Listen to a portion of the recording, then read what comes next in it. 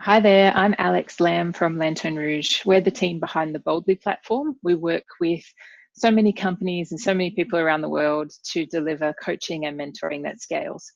If you've seen the previous two videos, you'll know that I'm making this series of videos to talk about the experiences that a lot of us are having with regards to work from home. So check out the previous two videos on the mental and the physical aspects of working from home.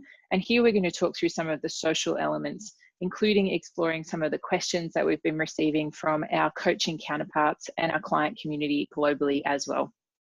So focusing on social, some of the trends that we're seeing and that we're hearing coming up through our coaching conversations, there's definitely been an overcorrection of communication. We're seeing more quantity and potentially less quality. We're hearing a lot of people saying, I'm Zoomed out, or I'm WebExed out, or I'm just, I'm having too much screen time.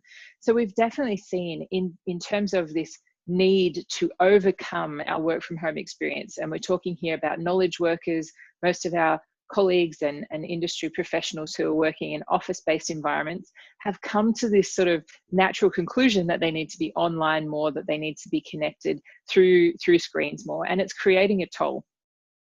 We are definitely seeing a second theme around relationship reshuffles. So in the workplace, as well as in the home, we are seeing that some relationships are really strengthening, and others that were potentially already showing cracks or that were maybe a bit fractured have, accelerated that fracture. So bear in mind that when we're working from home, it means that our home place is now our workplace. So the things that are happening in our home are impacting work, and vice versa, work is impacting home. If you see from the previous videos, we've recognized that we've lost our transitional spaces, we've lost some of the boundary between our work and our home life.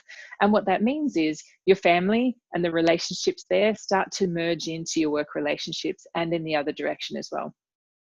We have seen already data that's come out of China and some other markets that are already starting to, rebound and see the recovery from COVID, that the rates of divorce have gone up.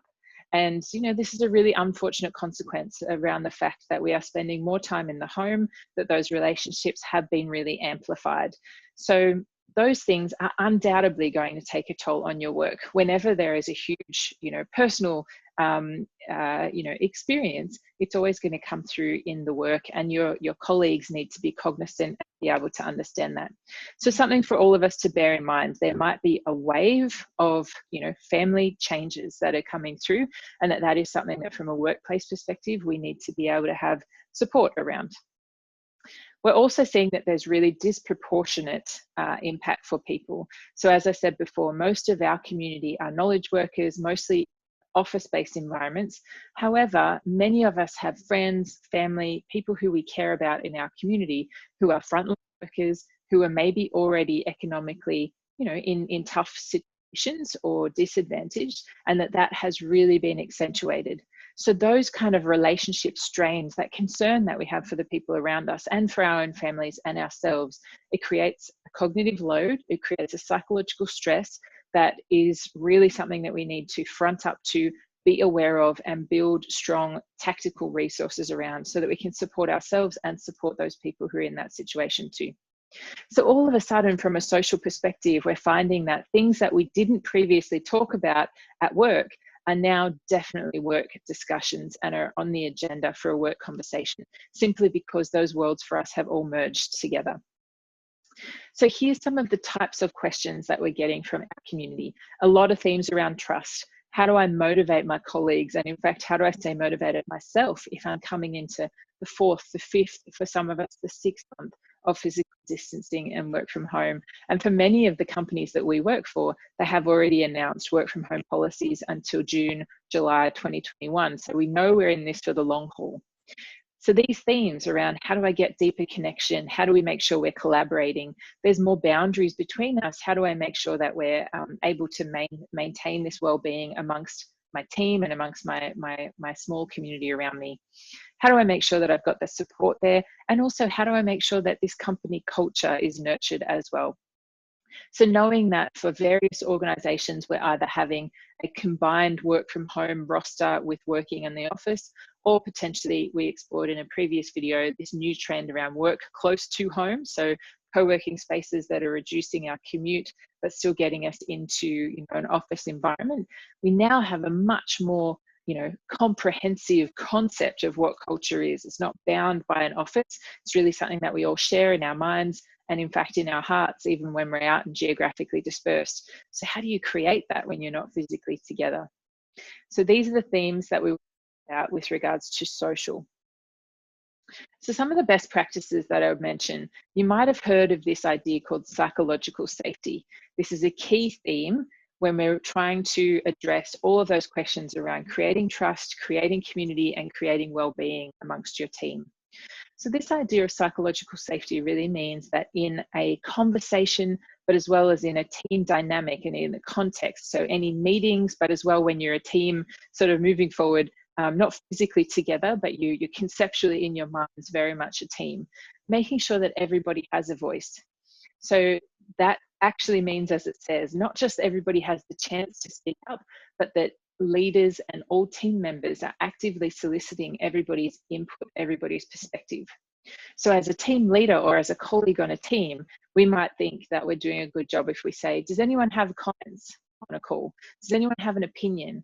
What's our thoughts on this team? Questions like that might on the surface seem like very good, very open communication, very encouraging. However, until we can get much more specific and say, Jimmy, I noticed you haven't mentioned anything yet. Can I ask your input here? Or Jesse, what's your opinion on this point? Or how can I, hear what you have to say? Until you recognize who has spoken in a team, who hasn't spoken, and you're very, gentle but pointed with getting those people's input, you're not actually creating the very structure of psychological safety. What we then find is once you're able to create that framework where everybody has their voice in, everybody is speaking and everybody's contributing, we're seeing that this brings in an element of diversity of thought, but it probably does mean that people might have differing opinions. Differing opinions is great. That's where we get innovation. That's where we really stress and tease out the ideas that we have as a team to make sure that we move forward to perform. We don't want groupthink, we want different opinions. So we have to be able to encourage those and recognize them.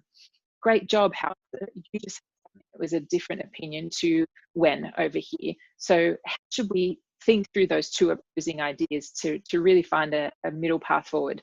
Okay, here's an example of recognizing and celebrating both people, not undercutting them for the fact that they've had differing opinions, but actually recognizing and making sure that it is demonstrated as part of the growth of the team. You can do that through your affirmations, so small rewards or recognition, just verbal. You're not giving out prizes or giving out awards, but you're just saying, nice job over there, well done over here, I heard you over there. One good way to do that is by saying yes, yes, and. Even if you hear two people disagreeing, yes, and I hear what you're both saying is blah, blah, blah, blah, okay? As a leader or even as a team member, you don't have to be the leader on a group to create psychological safety. You can be always role model by sharing your own thoughts. So I had an opinion, or I was really reflecting on, or here's something that I thought about last night. By role modeling, sharing, and the contribution, even if you're not asked, you're opening the door for other people to do the same. So this can happen in one-on-one, it can happen in big groups, it can happen in medium-sized groups, but this concept of psychological safety is something that we know is underpinning highest performing teams and can absolutely be an element of building trust, making sure the boundaries are there and building that community that we all want, even through this work from home and this remote digital environment. Give it a try. It's definitely a term that you can Google. In fact, psychological safety was something that came out of some key research done by Google. So Googling psychological safety will bring you some great, very practical tools and resources. Now, the second thing that you can do is make sure that you're focused on questioning. The power of questioning is so essential, and we need to be really intentional with it. We can't just ask, I guess, casual or rambling or double barrel questions. We need to think, how clean, how powerful, and how much do I drill down with my questions? So an example of bad questioning in a team environment, particularly if we're in a digital relationship, would be, Jimmy, did you like that color blue we used? And what did you think of the boss's presentation? And what did you have for lunch? And how did you find that PPT document yesterday? 4 different questions. So maybe I think I'm asking lots of questions, but because they're on 4 different topics, I'm not actually drilling down, getting to know Jimmy at all, or building any rapport or relationship. So we need to be able to ask 3 to 6 questions on the same topic, really go deep and show that we're exploring with some kind of authenticity, really listening and really making sure that we're actually getting some meaty conversation happening rather than just the surface level. You want to make sure that you're asking nice big open questions. So all of us know that closed questions are anything that ends in or that solicits a response of yes, no, or a fact. Do you like that color blue is a closed question because I can say yes or no. But any of the questions that start like this, what do you think about? How would you account for? What's your opinion on? Can you please explain? These things, if you're asking a question that starts with this, there's no way somebody could come back with a simple or a closed answer. It really solicits a conversation. And when we're thinking about building trust and building community with our team remotely, you need to be proactive with conversation starting. And you might actually find it enjoyable as well. So here's a few more resources around building psychological safety, making sure that you recognize people, that you commend them for the contributions that they make, that you frame everything in the context of learning. Team, we're here learning, we might stumble, we might be clumsy, let's work it out together. There's a sense of being vulnerable when you're in the team. And absolutely, with the social setting we're in at the moment, we are all vulnerable. So recognizing that humanity and that we might make mistakes, that we can put our voice in and that it's okay if we get it wrong. This is the kind of tone that you're aiming for with psychological safety. So come along, have a look at resources like this, and you'll find that it's really practical. It's something that you can bring into your team. So those are hopefully addressing some of the questions that we've had. I just want to really emphasize this last one. So some have claimed that work from home arrangements weaken company culture because people aren't able to see each other face to face. How would you recommend maintaining and or building company culture while many or all of the company's employees are working from home?